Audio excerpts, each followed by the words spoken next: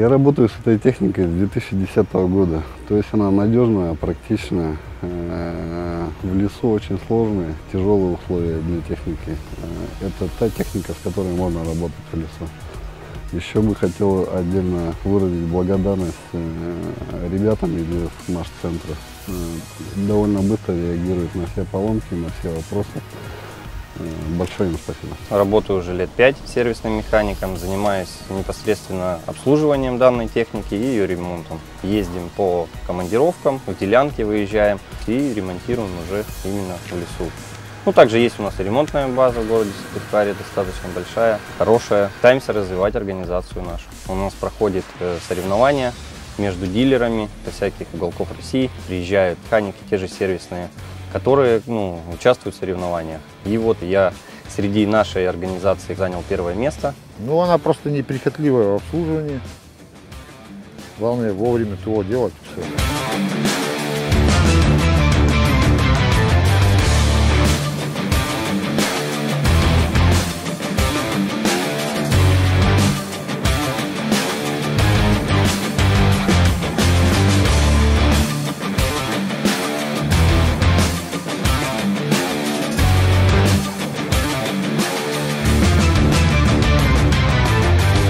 Насколько бы техника там не была качественная, крутая, да, но никто бы ее не приобретал, если бы не было надежного дилера в регионе и надежной сервисной поддержки. Иногда у нас в зимний период доходит работа 24 часа в сутки, 7 дней в неделю, когда идет интенсивный сезон лесозаготовки.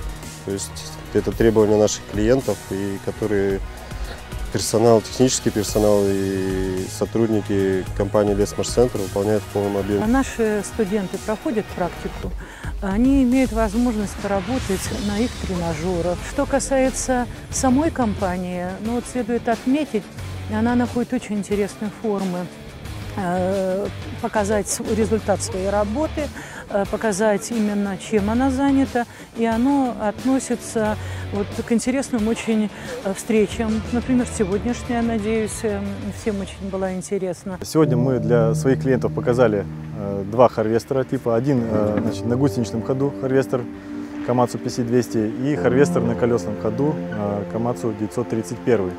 Эти машины принципиально разные ходовой частью, и у некоторых клиентов были сомнения по эффективности ее передвижения на делянке.